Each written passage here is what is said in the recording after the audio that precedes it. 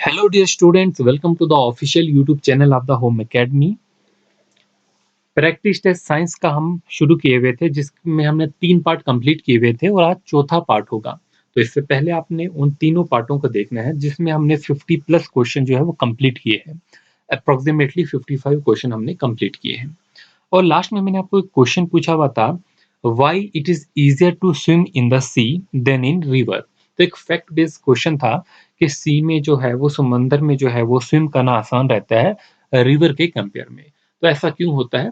तो इसका आंसर जो सही था वो density of the sea water जो होती है वो ग्रेटर होती है देन रिवर से।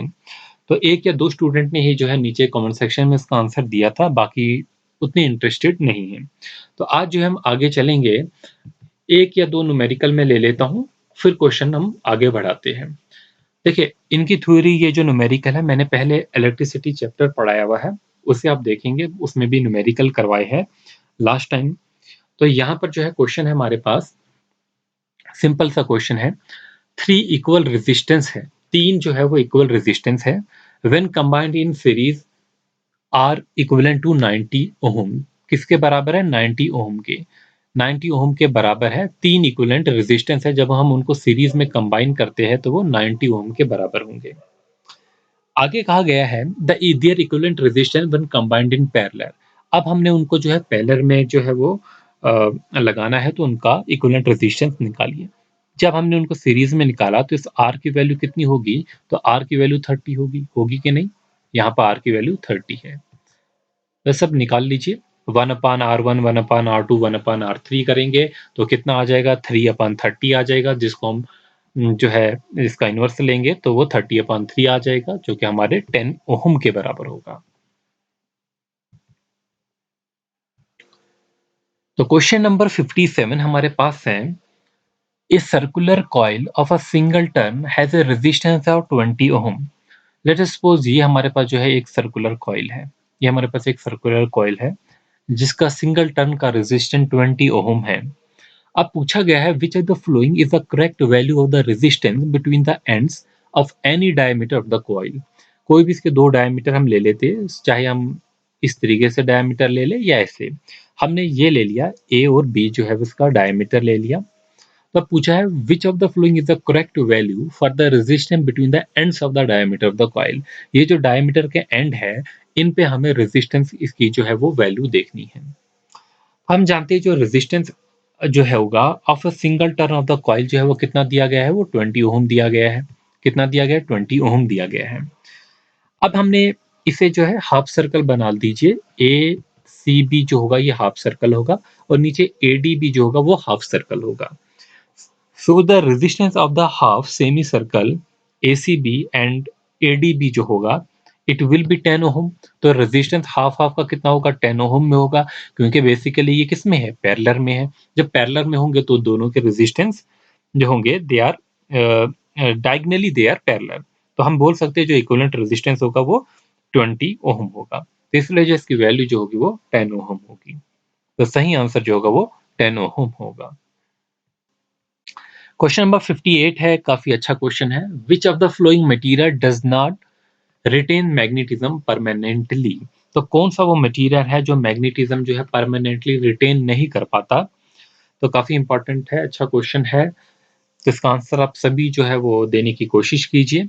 तो वो कौन सा मटेरियल है? Which of the following material does not retain the magnetism permanently. तो सही आंसर होगा वो सॉफ्ट आयरन। आप जानते होंगे जो सॉफ्ट आयरन है, इनसाइड द कॉइल हम इसका यूज करते हैं। It makes the magnetic field stronger because it become a magnet itself when the current is flowing. जब कभी जो हम इसको मैग्नेट जब हम कॉइल में इसका यूज करते हैं सॉफ्ट आयरन का, तो इसमें से करंट जब हम फ्लो करते हैं तो ये खुद ब खुद जो है वो मैग्नेट बन जाता है। क्या बन जाता है? मैग्नेट। बट जैसे ही हम इस सॉफ्ट आयरन से जो है करंट को हटा देते हैं, ये दोबारा से जो है वो अपना मैग्नेटिज्म जो है वो लूज कर लेता है। तो हम कह सकते हैं ये एक टेम्पररी मैग्नेट है। जिस दौरान इसमें करंट आती है उस टाइम ये मैग्नेट बन जाता है, और जो है जब करंट हटा देते हैं तो ये नॉन मैग्नेटिक अपना बिहेवियर शो करेगा। तो पूछा गया which of the following material does not retain magnetism permanently. तो सॉफ्ट आयरन जो होगा ये परमानेंटली मैग्नेट नहीं रहेगा, ये टेम्परेरी मैग्नेट होगा। हाँ, तो नीचे जो 3 एग्जांपल है, स्टेनलेस स्टील है, हार्डन स्टील है, तो ये परमानेंट मैग्नेट की कैटेगरी में आएंगे। क्वेश्चन नंबर 59 है, the most effective and the quickest way of making a magnet from the soft iron is by. देखिए, most effective and quickest way जो है of making a magnet from the soft iron को जो हम magnet बनाते हैं, तो most effective way क्या होगा? अभी मैंने भी आपको कहा ऊपर कि इसमें से करंट पास करनी पड़ेगी। So placing it inside a coil, coil के अंदर रखेंगे, कैरिंग द करंट, जिस कॉइल के अंदर करंट चल रही होगी, तो मतलब जब हम इसमें से करंट पास करेंगे तो ये मैग्नेट बन जाएगा। तो सॉफ्ट आयरन का मैग्नेट बनेगा जब हम करंट जो है इसमें से पास करेंगे। So if the permanent magnet is removed, the magnetic material will usually loses induced magnetism. So by placing a soft iron inside a coil carrying current, it will become a magnet. So it is the most effective and the quickest method of making a magnet.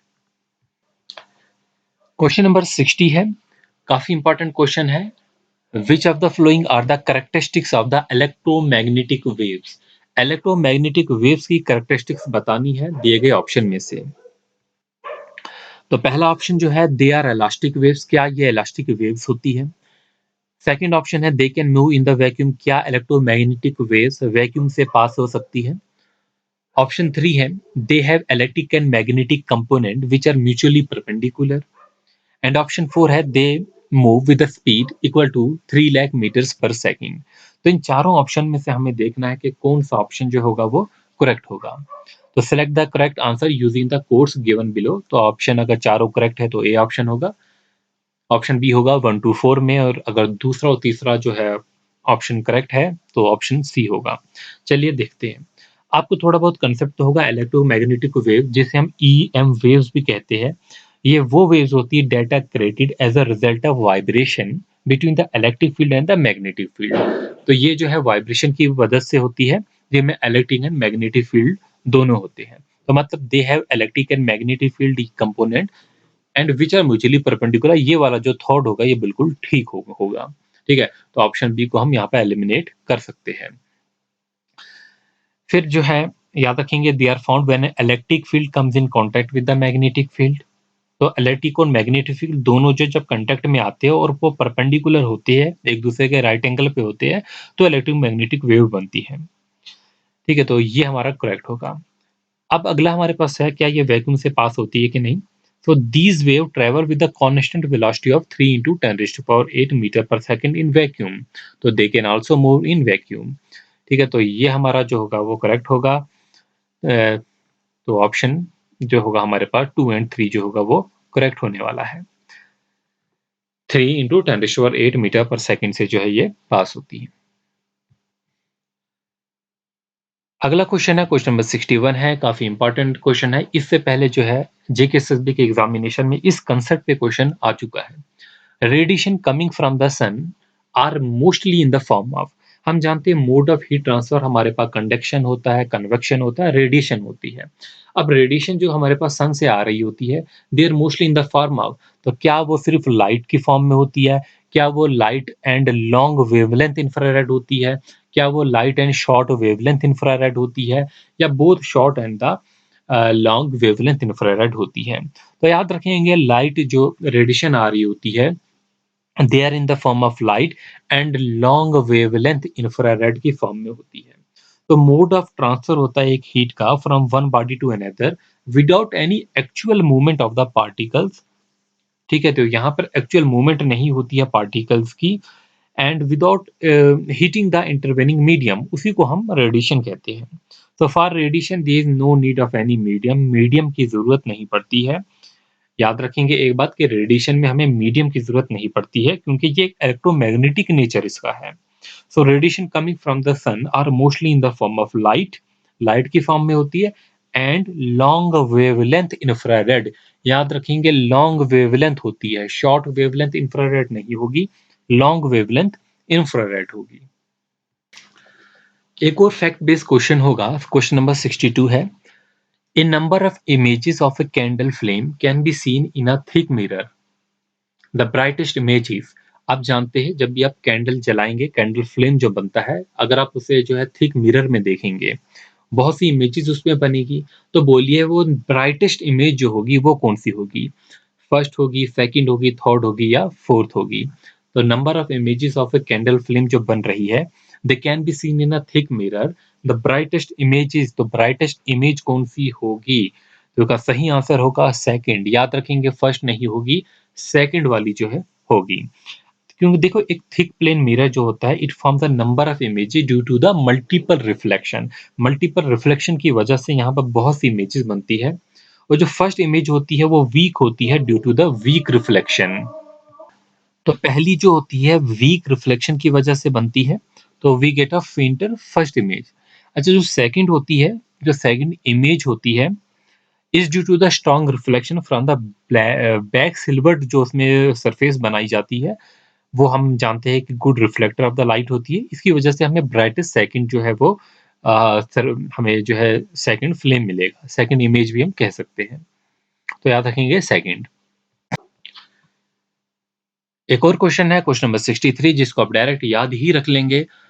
What would be the number of images formed of an object in two mirrors placed at right angle? जब दो mirror right angle पे रखे जाते हैं, दो plane mirror जो है वो राइट एंगल पे रखे जाते हैं, तो जो टोटल इमेजेस बनती है वो 3 इमेजेस बनेगी। सो याद रखेंगे, if two plane mirror are placed together, one on of their edges so as to form the right angle mirror system, 3 images जो है वो बनती है, 3 images जो होगी वो बनेगी। क्वेश्चन नंबर 64 है, which of the following statement is are correct for critical angle? Critical angle के लिए कौन सी स्टेटमेंट जो है वो करेक्ट है? पहली स्टेटमेंट हमारे पास है रिफ्रैक्टिव एंगल इज 90 डिग्री, तो बिल्कुल रिफ्रैक्टिव एंगल जो है 90 डिग्री होना चाहिए।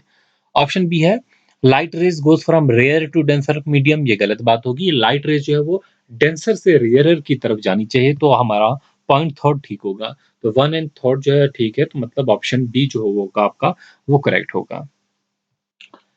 अगला क्वेश्चन है, एक छोटा सा न्यूमेरिकल है, the refractive index of water is 1.33, speed of the light in water is, तो निकालने की हमें speed of the light.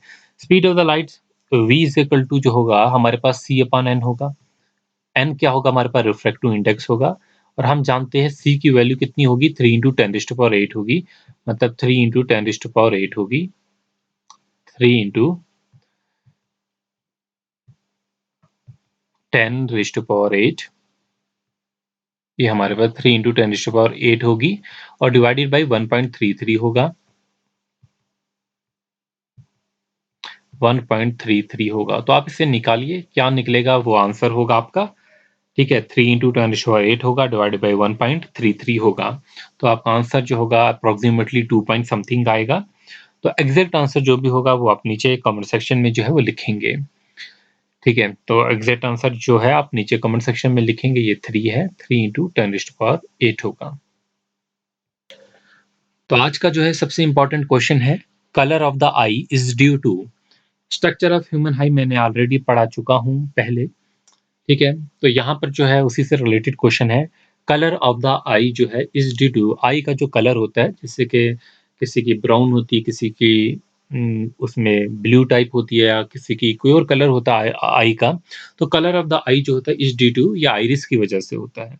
The coloured part जो होता है of the eye is called iris, कहा जाता है उसे, which has pigmentation that determines our eye colour, जिसके अंदर जो है पिगमेंटेशन होता है जो हमारा आई कलर जो है वो डिटरमिन करता है।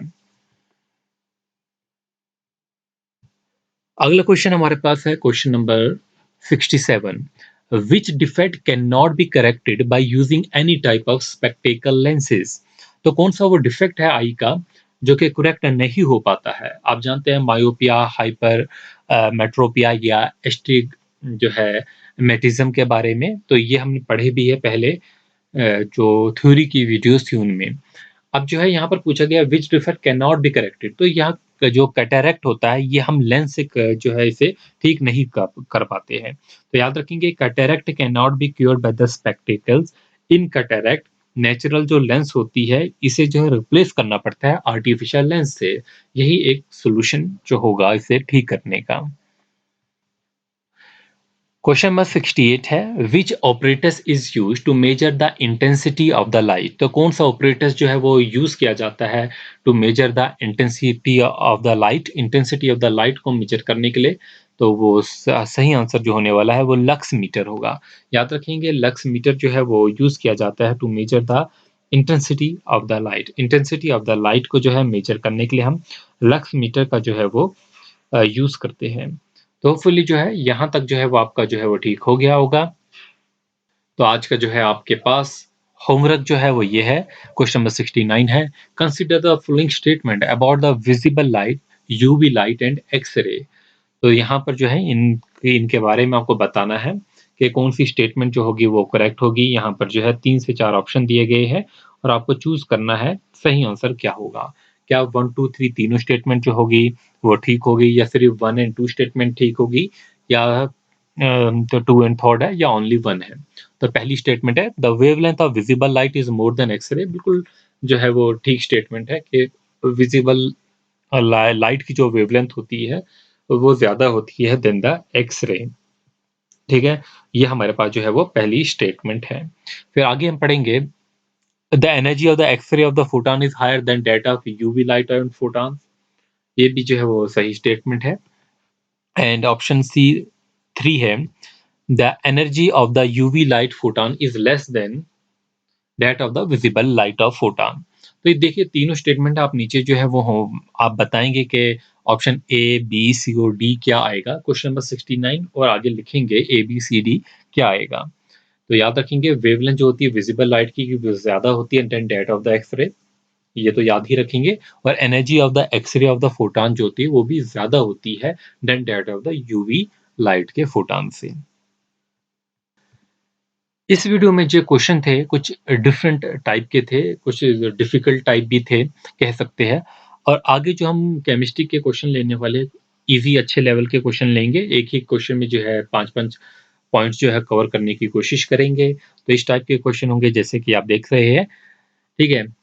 तो बने रहे अगले वीडियो में जो है उसका वेट कीजिए, वो हम अपलोड कर लेंगे। जैसे इस वीडियो को कंप्लीट करते हैं, फिर आप ये ज़रूर बताइए कि अगला जो हम हिस्ट्री शुरू करें, ज्योग्राफी के एमसीक्यू शुरू करें या क्या टॉपिक हम शुरू करें। Thanks for watching, wish you good luck.